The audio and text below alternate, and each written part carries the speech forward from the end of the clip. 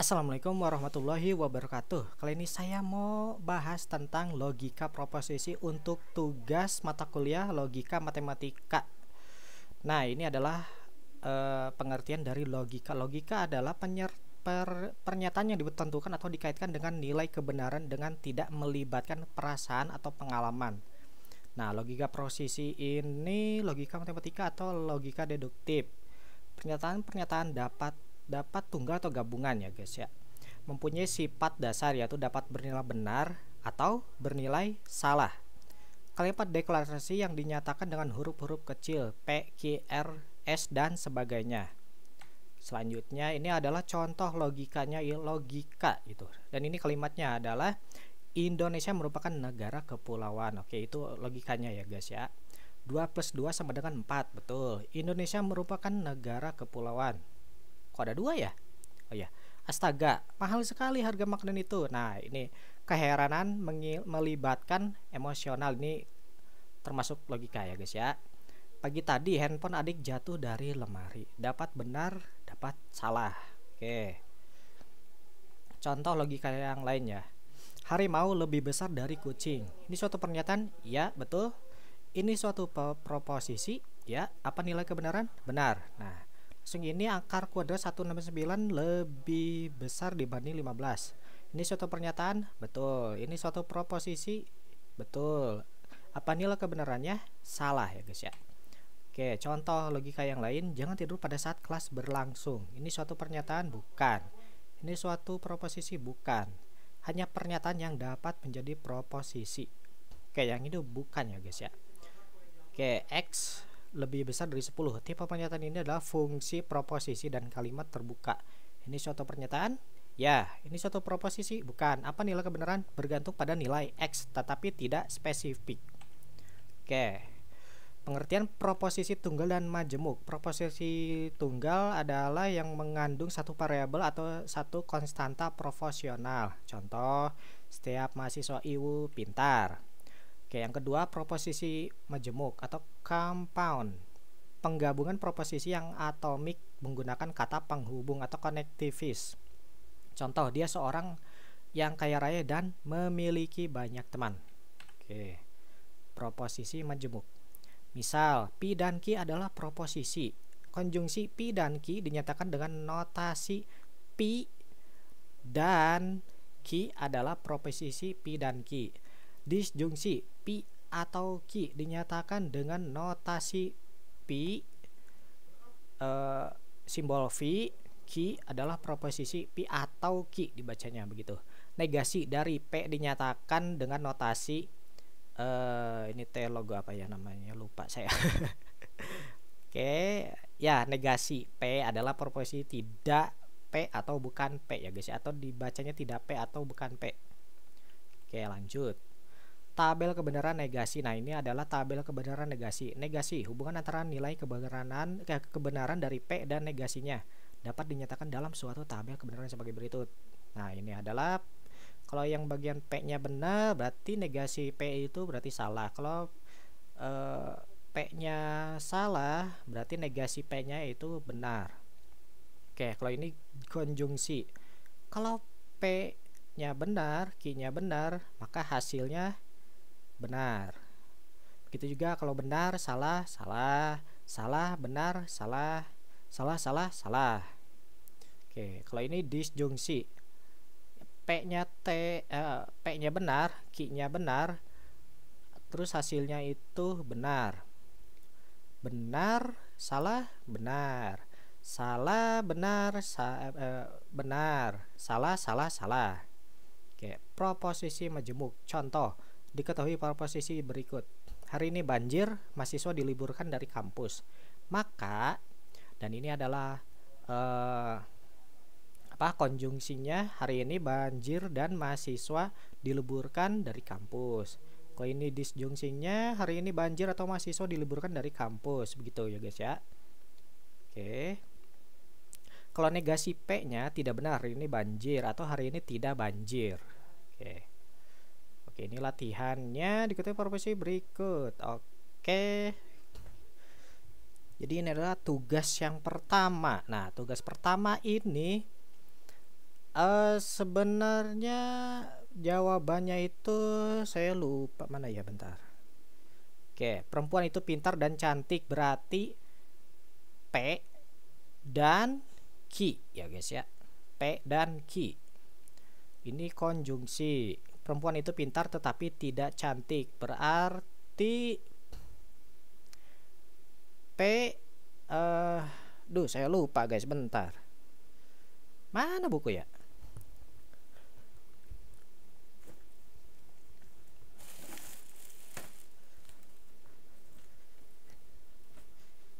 Oh, ini dia. Nah, ketemu bukunya. Oke. Oh, kebalik. Sebentar, saya lupa nyimpennya di mana ini. Wait. Oke. Mana ya? Ini modus ponen. Ini implikasi logika proposisi.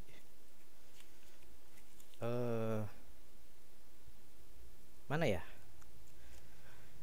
Yang perempuan itu pintar, bentar. Nah, ini dia. Berarti P nomor 2 itu P dan negasi Ki. Oke, yang nomor 3 itu bentar. Bentar. Ini bisa dihitung enggak ya? Nah, ini dia. Oke. Dicoret loh, nggak bisa. Nah, udah gini aja lah. Oke. Yang pertama ini P konjungsi ya. Gambarnya jelek, sorry guys. Yang penting ngerti aja.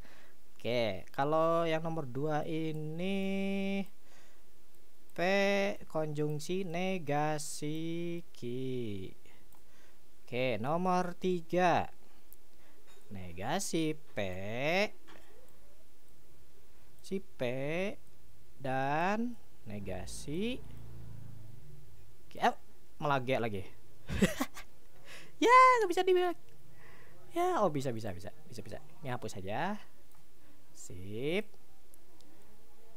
Ki. Nah, nomor 4 ini P disjungsi Ki. Begitu. Nomor 5 ini agak repot, bentar. P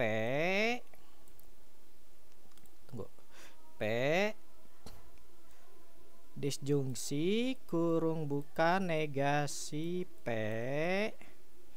Waduh. Konjungsi Ki. Aduh. Nah, kalau yang ini P konjungsi negasi Ki. Nah, seperti itu hasilnya. Oke, hapus dulu.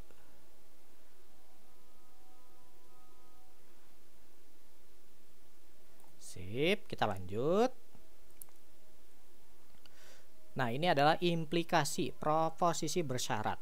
Misalkan P dan Q adalah proposisi. Proposisi menyebut jika P maka Q disebut proposisi bersyarat atau implikasi dan dinotasikan dengan P sama dengan lebih besar dari Q gitu, atau ya gitulah dibacanya, jika P maka Q gitu. Contoh, jika saya lulus kuliah maka saya akan mendapatkan pekerjaan. Jika suhu air mencapai 100 derajat maka air akan mendidih. Jika kita tidak register kembali maka kita akan didiskualifikasi. Nah, kalau ini adalah jika proposisi implikasi ini tuh bisa dibaca jika P maka Q, P mengakibatkan Q, apabila P maka Q, P adalah syarat cukup untuk Q, Q jika P, Q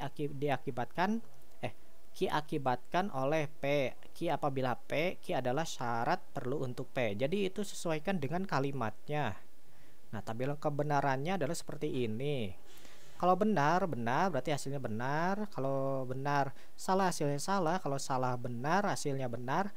Kalau salah hasilnya benar. Sip. Nah, ini adalah contoh yang tadi ya guys ya, implikasi. Nah, kalau P-nya itu nilai tugas logika matematika saya selalu 100. Kalau Q-nya nilai akhir logika matematika saya adalah A.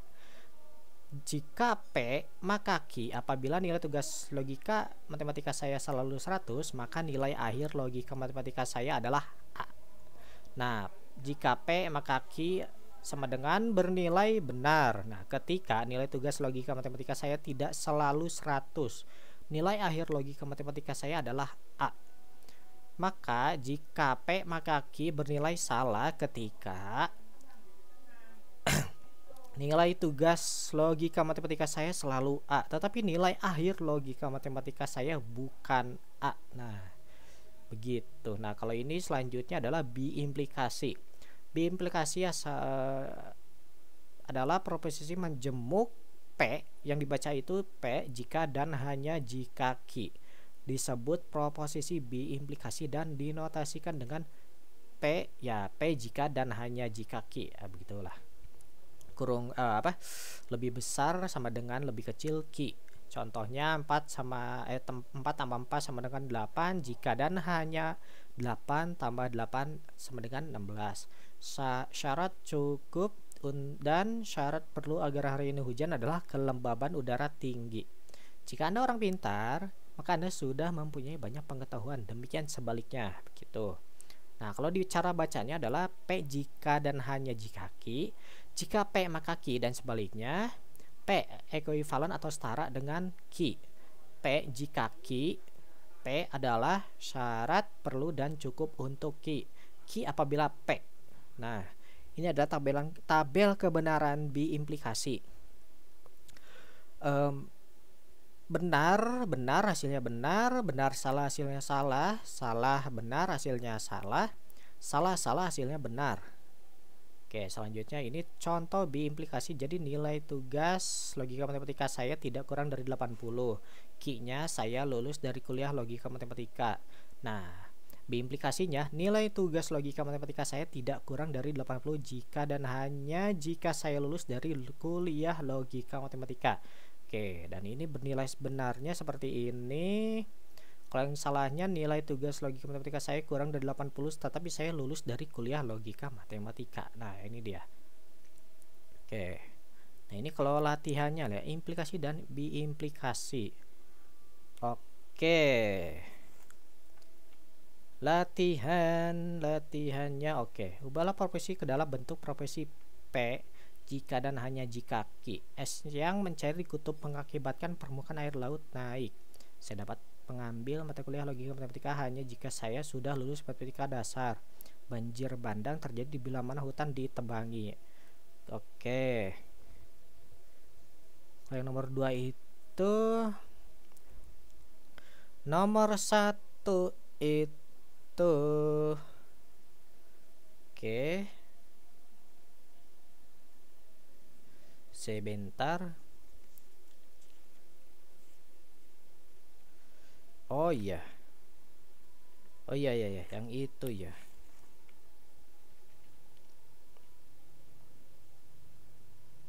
Oke, berarti ubahlah proporsi es yang mencair di kutub mengakibatkan permukaan air laut naik. Berarti ini itu dibagi 2 dulu jadi P. Ya, betul.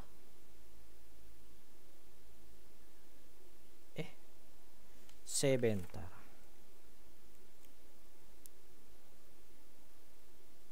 Wah, lupa. Wah, lupa ini. Mana ya, saya lupa jawabannya kemana ini. Latihan soalnya.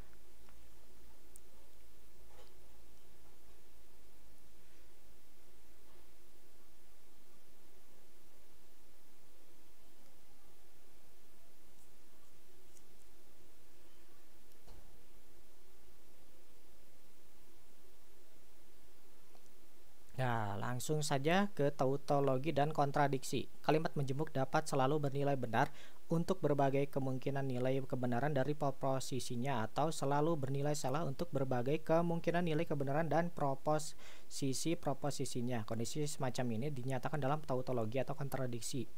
Tautologi semua bernilai benar untuk semua kasus, semua bernilai salah untuk semua kasus. Contoh tautologi dan kontradiksi, misal P dan Q adalah proposisi.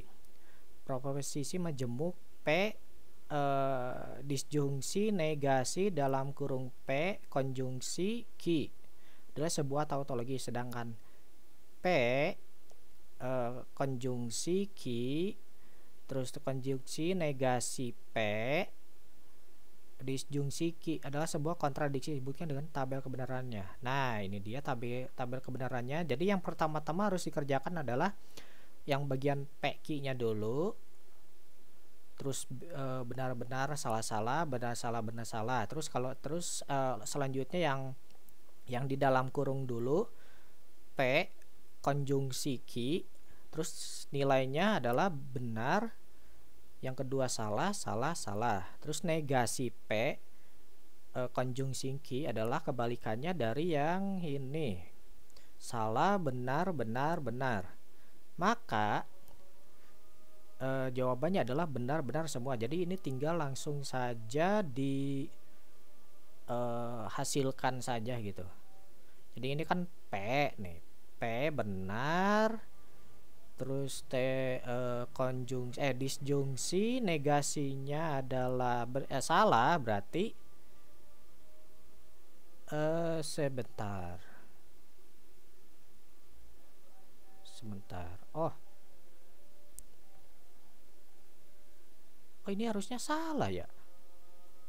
Oh benar semua ya. Oh iya benar semua, betul. Ini karena ini tautologi. Langsung saja ke kontradiksi. Jadi sama dengan kayak tautologi, jadi urutin dulu baru ke hasilnya salah semua gitu. Ini contohnya. Nah, ini adalah operator exclusive OR atau SOR. Misalkan P dan Q adalah proposisi, maka exclusive OR dari P dan Q adalah proposisi juga dan dinotasikan dengan P tambah Q. Gimana ini bacanya ya P SOR Q gitu. Adapun nilai kebenaran dari P SOR Q adalah benar dan salah.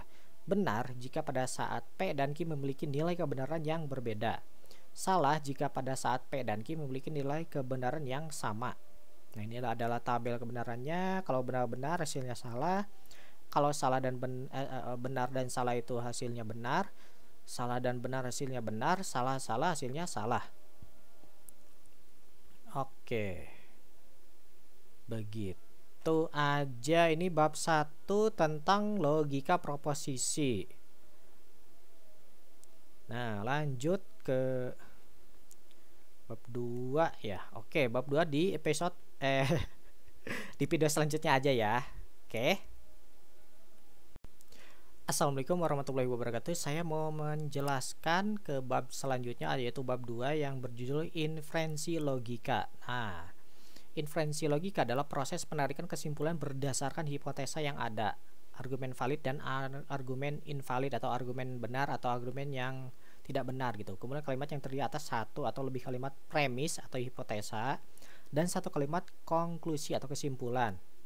Nah, seperti ini. Jadi cara penulisannya adalah yang atasnya premis atau hipotesanya, yang bawah adalah konklusinya atau kesimpulannya. Suatu argumen dikatakan valid jika semua premis tersebut bernilai benar, tautologi. Selain itu salah atau dikatakan invalid. Nah, ini adalah cara untuk membuktikan inferensi logika. Nah, pertama, bisa menggunakan tabel kebenaran jika terdapat dua premis dan premis tersebut tidak ada dalam hukum inferensi logika. Yang kedua, afirmasi, hukum inferensi, jika terdapat lebih dari dua premis dalam sebuah soal inferensi logika. Nah, ini adalah metode inferensi logika afirmasi atau hukum inferensi. Terdapat 7 kaidah inferensi logika, antara lain yang pertama modus ponen, yang kedua modus tollens, ketiga penambahan disjungtif, 4 penyederhanaan konjungtif, 5 silogisme disjungtif, 6 silogisme hipotesis, dan dilema. Oke, yang ini adalah modus ponennya. Maka tadi itu P, jika P maka Q. Jika hari ini hujan maka jalanan akan basah. Terus yang P nya ini proposisi P nya itu jalanan basah. Terus konklusinya adalah Q, hari ini hujan. Hari ini hujan, Ki-nya jalanan basah. Nah, begitu. Oke, modus tolen atau menggunakan negasi. Nah, jika Superman seorang manusia maka ia dapat mati. Negasi Ki, Superman tidak dapat mati. Nah, P-nya itu Superman seorang manusia dan Ki-nya itu Superman mati. Nah, ini adalah konklusinya adalah negasi P. Superman bukan seorang manusia. Oke, yang ini juga penambahan disjungtif. Saya makan seblak gitu.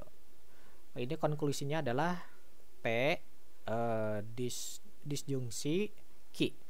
Saya makan seblak atau makan telur gulung. Nah, begitu.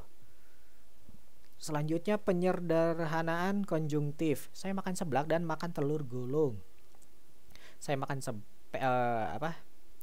konklusinya P itu saya makan seblak gitu. Atau P dan Ki, saya makan seblak dan makan telur gulung. Hasil konklusinya Ki, saya makan telur gulung. Nah, ini adalah silogisme disjungtifnya P disjungsi Ki, negasi P, terus konklusinya itu Ki. Atau sebaliknya juga P disjungsi Ki, negasi Ki, konklusinya adalah P. Nah, begitu. Ini adalah silogisme hipotesis. Jadi ini yang P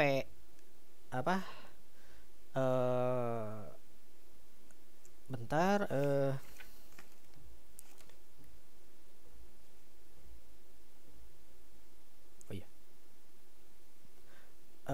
ya, jika Windy ingin cantik maka Windy harus mandi. Jika Windy mandi maka Windy bangun pagi. Jadi ini ada 3 proposisi gitu. Jika Windy ingin cantik maka harus bangun pagi. Nah, ini adalah 3-nya. Yang pertama itu P-nya adalah Windy ingin cantik, Q Windy mandi, R Windy bangun pagi. Oke, yang terakhir adalah dilema. P disjungsi Q, besok saya akan pergi memancing atau berenang. Jika saya pergi memancing maka saya akan bahagia. Jika saya berenang maka saya akan bahagia. Nah, hasilnya konklusinya R, besok saya akan bahagia gitu. Oke, begitu aja tentang inferensi logika afirmasi. Oke, dadah.